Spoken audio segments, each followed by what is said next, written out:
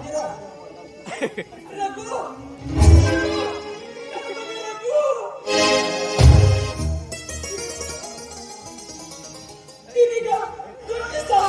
ಹೌದಾ ನಿನ್ನ ಆಸೆಯಿಂದ ದೊಡ್ಡ ಸಾಹೇಬನಾಗಿ ಬಂದಿದ್ದೇನೆ ಅಮ್ಮ. ನಾನು ದೊಡ್ಡ ಸಾಹೇಬನಾಗಿ ಸಾಕಷ್ಟು ಹಣ ಸಂಪಾದನೆ ಮಾಡಿಕೊಂಡೆ ನಿನಗೆ ರಕ್ತ ಮಾಂಗಲ್ಯವನ್ನು ಮಾಡಿಸಿಕೊಂಡು ಬಂದಿದ್ದೇನೆ. ಅಪ್ಪ ಎಲ್ಲಿ ಹೋಗಿದ್ದಾರಮ್ಮ? ಎಲ್ಲಿದ್ದಾರಪ್ಪ? ರಕ್ತ ಮಾಂಗಲ್ಯ ಕಟ್ಟಬೇಕಾದ್ರೆ ನಿನ್ನ ತಂದೆ ತೀರು ಹೋಗಿ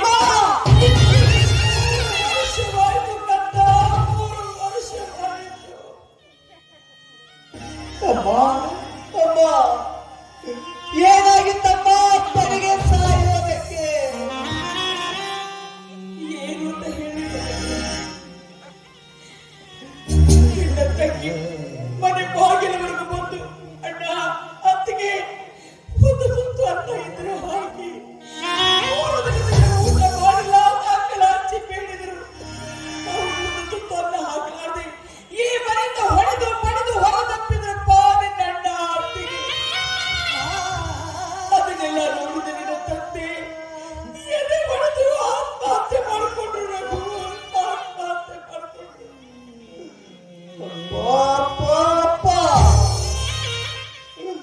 ಈ ಕರ್ಮ ಚಾಂಡಾಲ ಮಕ್ಕಳ ಕಾಟ ಬಡುತ್ತಾರಲಾರದು.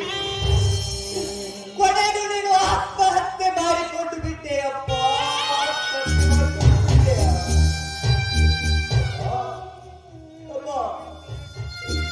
ನಾನು 5 ವರ್ಷದಿಂದ ಪ್ರತಿ ತಿಂಗಳು ನಿನ್ನ ಹೆಸರಿನಲ್ಲಿ 5,000 ರೂಪಾಯಿ ಹಣವನ್ನು ಕಳಿಸುತ್ತಲೇ ಇದ್ದೇನೆ. ಇಷ್ಟಾದರೂ ಹಸಿದು ಬಂದ ನನ್ನ ತಂಗಿಗೆ ಒಂದೇ ಒಂದು ತುತ್ತು ಅನ್ನ ನೀಡಲಿಲ್ಲ. ಹೇಳಪ್ಪ, ನಾನು ಕಳಿಸಿದ ಹಣ ಯಾತಕ್ಕಾಗಿ ಖರ್ಚು ಮಾಡಿದ್ದೇನೆ? ಹೇಳಪ್ಪ ಹೇಳು. ನಾನು ಕಳಿಸಿದ ಹಣ ಯಾರ ಕೈ ಸೇರಿತಮ್ಮ? ಯಾರ ಕೈ ಸೇರಿತು? ಏನಂದ್ರೆ ನೀನು ನನಗೆ ಹಣ ಕಳಿಸಿದೀಯ? ಯಾಕೋ ಯಾಕೆ ಸುಳ್ಳು ಮಾಡ್ತೀಯ?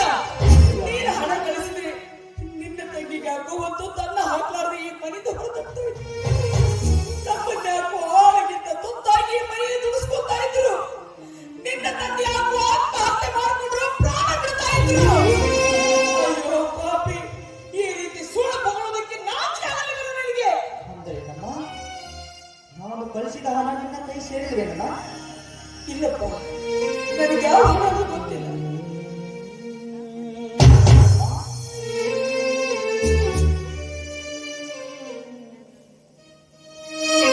ಈ ಮೋದಿಯಲ್ಲಿ ನೀನೇ ಸಹಿ ಹಾಕಿ ಅಣ್ಣನೇ ಸಾಕ್ಷಿ ಹಾಕಿ ದುಡ್ಡು ತೆಗೆದುಕೊಂಡಿದ್ದ. ನಾನು ಯಾವ ಸಹಿ ಮಾಡಿಲ್ಲ, ನನಗೇನು ಗೊತ್ತಿಲ್ಲಪ್ಪ. ಹಾಗಾದರೆ ಇದರ ಇತ್ಯರ್ಥ ಈಗ ಆಗಲೇಬೇಕು. ಶಶಿಕಲಾ ಬಂದು ಹೊರಗಡೆ ನಿಂತಿದ್ದಾಳೆ, ಅವಳನ್ನು ಒಳಗೆ ಕರೆಯಮ್ಮ. ನನ್ನ ಮಗಳು ಬಂದಿದ್ದಾಳೆ. ಶಕಿಲ, ಅಪ್ಪ ಶಕಿಲ, ನಾ ಎಟ್ಟ ಹಾಡು ಹಿಂದೆ ತಿಳ್ಕೊಂಡಿದ್ದೀನಿ. ಬಾಳ್ ಬಂದ ಬಾಳಪ್ಪ.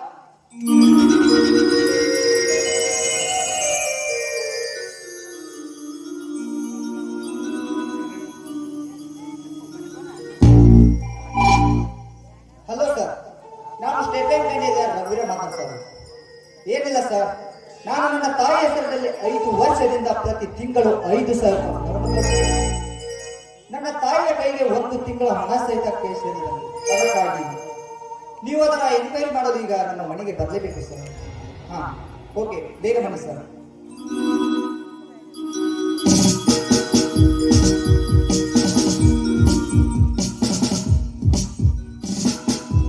ಓಹೋ, ರಘುವೀರ. ಹೌದು, ನಾನೇ ರಘುವೀರ. ಏನೋ ನನ್ನ ಮನೆಗೆ ಬಂದು ನನಗೆ ಕೊಡುವಂತೆ ವಂಚಕ. ವಂಚಕರು ಯಾರೆಂದು ಗೊತ್ತಾಗುವುದಕ್ಕೆ ಕೊಂಚ ವೇಳೆ ಮಾತ್ರ ಬಾಕಿ ಇದೆ. ತಡೆ, ಈಗ ಗೊತ್ತಾಗುತ್ತೆ. ನಮಗೇನೋ ಆಪತ್ ತರ್ತಾನೆ ಅಂತ ಅನಿಸ್ತಾ ಇದೆ. ಮೊದಲು ಹೋಗೋಣ ನಡ್ರಿ. ಒಂದೇ ಒಂದು ಹೆಜ್ಜೆ ಮುಂದೆ ಇಟ್ಟಿದ್ದೆ ಆದರೆ ಪರಿಸ್ಥಿತಿ ಬೇರೆ ಆಗುತ್ತದೆ. ಸುಮ್ಮನೆ ನಿಂತುಕೊಳ್ಳಬೇಕು. ಬನ್ನಿ ಸರ್, ಬನ್ನಿ.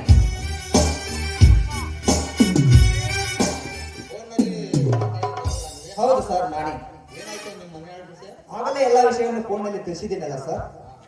ರಿಸಿಪ್ಟ್ ಏನಾದರೂ ಇದಾವ? ಸರ್ ಈ ಸದ್ಯ ಒಂದು ಎರಡು ಇವೆ, ಇವುಗಳನ್ನು ತೆಗೆದುಕೊಳ್ಳಿ. ಸ್ಟೇಷನ್ಗೆ ತಂದು ಕೊಡ್ತೀನಿ.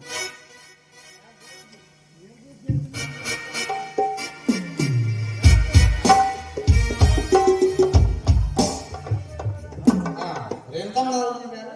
ಸರ್ ಇವರೇ ಸರ್ ನನ್ನ ತಾಯಿ. ಈ ಸೈ ನೀವು ಮಾಡಿದ್ದೀರಾ?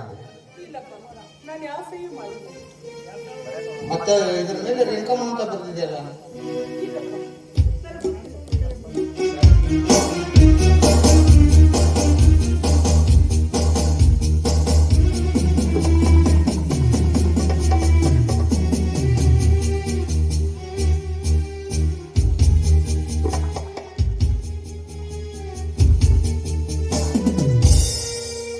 ಈ ಸೈಗು ತುಂಬಾ ವ್ಯತ್ಯಾಸವಿದೆ.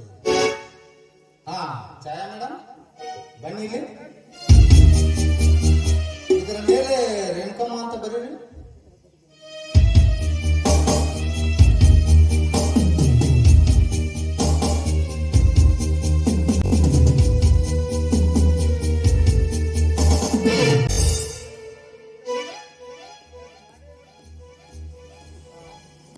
ಈ ಸೈಗು ತುಂಬಾ ಹೊಂದಾಣಿಕೆ ಇದೆ. ಮಿಸ್ಟರ್ ದಿಲೀಪ್, ನಿಜ ಹೇಳಿ, ಯಾರು ಈ ಸೈ? ನಿಜ ಹೇಳಿದ್ರೆ ನಿಮ್ಮ ಸ್ಟೇಷನ್ಗೆ ಹೋಗ್ಬಿಡ್ತೀನಿ. ಸರ್, ಆ ಸಹಿಯನ್ನು ನನ್ನ ಹೆಂಡತಿನ ಮಾಡಿದ್ದಾಳೆ. ಏನ್ರಿ ಇದು? ಇದೆಲ್ಲ ಸುಳ್ಳು. ಎಲ್ಲ ಇವರೇ ಮಾಡಿ ನನ್ನ ಲಭಾವ ಹಾರಿಸ್ತಿದ್ದಾರೆ. ಛಾಯಾ, ಬಾಯಿ ಮುಚ್ಚು. ಈಗ ತಿಳಿದಂತಾಯ್ತು ನಿನ್ನ ಸಕಲ ಸದ್ಗುಣ. ನಿನ್ನ ಸ್ವಾರ್ಥಕ್ಕಾಗಿ ಗಂಡನನ್ನು ಸೆರೆಮನೆಗೆ ಕಳಿಸಲು ಹೇಸುವ ಹೆಣ್ಣಲ್ಲ ನೀನು.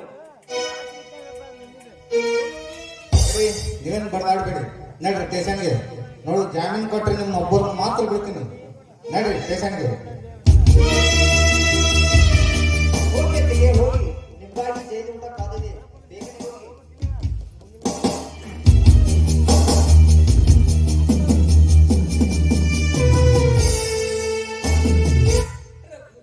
ಏನಪ್ಪ ಇದೆಲ್ಲ? ಅಮ್ಮ, ಅಪರಾಧ ಮಾಡಿದವರು ತಾವು ಮಾಡಿದ ತಪ್ಪಿಗೆ ಶಿಕ್ಷೆ ಅನುಭವಿಸಲೇಬೇಕು.